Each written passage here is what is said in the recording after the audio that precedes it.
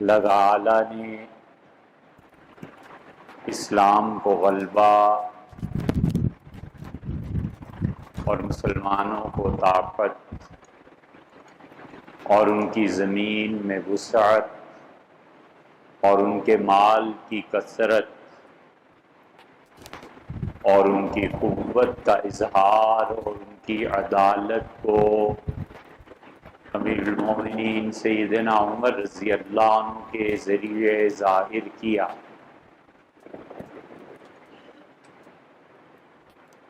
اور وہ ان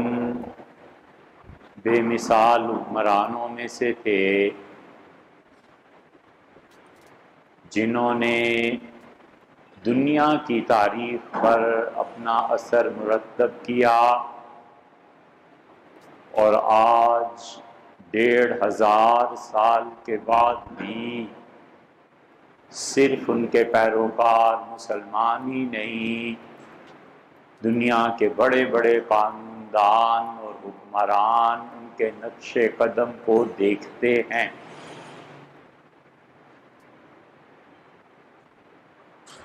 ان کی شہادت ہوئی اور وہ اپنی خلافت کے پورے دور میں مسلسل حج کے لیے سفر کرتے رہے، اور اس آخری حج میں ان کے ساتھ مختلف چیزیں پیش آئیں۔ حج کے لیے مکہ مکرمہ میں حاضری ہوئی،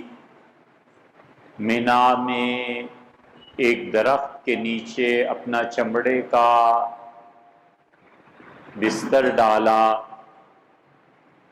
اور بغیر کسی سیکیورٹی اور ان چیزوں کے وہ وہاں پر بیٹھے، اور جتنے گورنر تھے ان کے حاضر ہوتے رہے اور وہ ان سے انصاف طلب کرتے رہے۔ اور حج کے بعد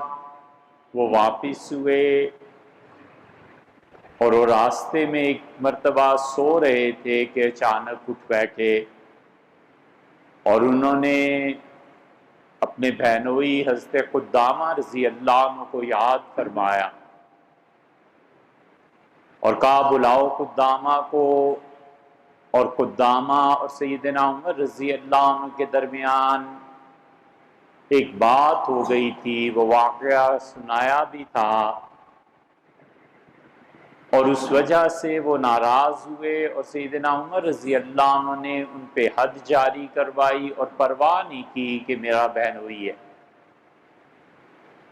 قدامہ نے آنے سے انکار کیا تو فوج کا دستہ بھجوایا اور کہا کہ قدامہ کو جبراً پکڑ کر میرے پاس لاؤ۔ قدامہ لائے گئے، اور سیدنا عمر رضی اللہ عنہ نے ہاتھ بڑھا دیے اور کہا مجھ سے کہا گیا ہے کہ قدامہ کو راضی کرو، تو قدامہ مجھ سے راضی ہو جاؤ، میں نے جو کچھ بھی کیا اللہ کے لیے کیا۔ اور پھر وہ مدینہ منورہ پہنچے، اور ذی الحج کا مہینہ ختم ہونے میں 3 یا 4 دن باقی تھے۔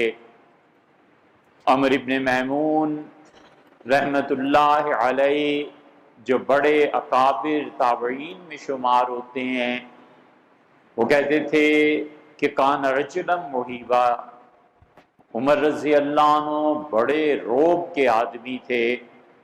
میں 2 سال تک مسجد نبوی میں ان کے پیچھے نماز پڑھتا رہا، لیکن میری کبھی ہمت نہیں ہوئی کہ میں پہلی صف میں کھڑا ہو جاؤں۔ اور اس دن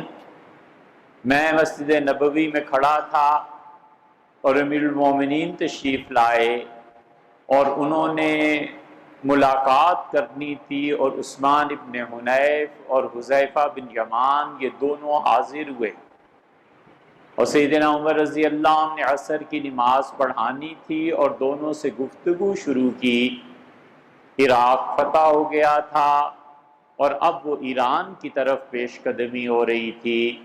بلاد عرب فتح ہو گئے تھے، مصر فتح ہو گیا تھا،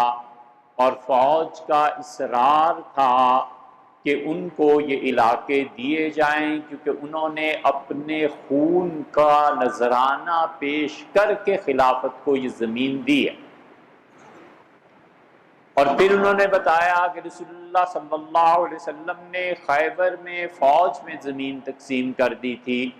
سیدنا عمر رضی اللہ عنہ نے ماننے سے انکار کر دیا، اور انہوں نے کہا کہ اگر ہم فوج کو ساری زمینیں دیتے چلے جائیں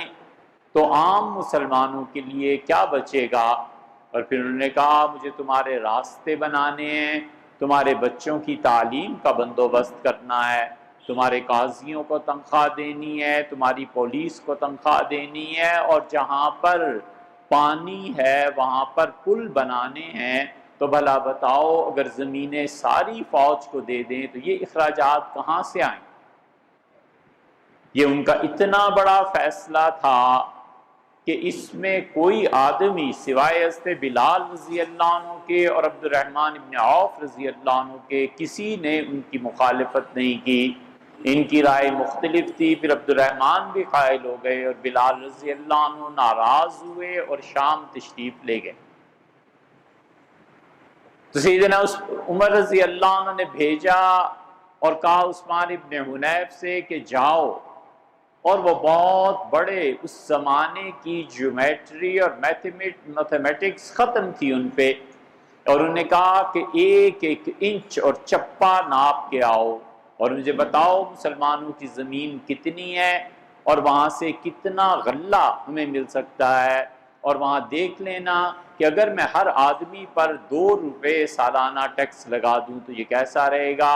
اور پھر وہ آئے عثمان ابن حنیف اور حذیفہ بن الیمان، انہیں انہوں نے بھیجا تھا، انہوں نے گفتگو کی، تو حضرت عمر رضی اللہ عنہ نے کہا کہ ان کی بیوہ عورتوں کے حالات بتاؤ۔ انہوں نے کہا امیر المومنین وہ زکوٰۃ لیتی ہیں، تو انہوں نے کہا اللہ کی قسم ہے مجھ پہ کہ اگر آئندہ سال وہ زکوٰۃ لیں اللہ مجھے 1 سال زندگی اور دے دے، تم جانا اور تم مجھے آ کے بتاؤ گے کہ انہوں نے سونے کے کنگن اپنی کلائیوں سے اتار کر زکوٰۃ میں واپس دیے۔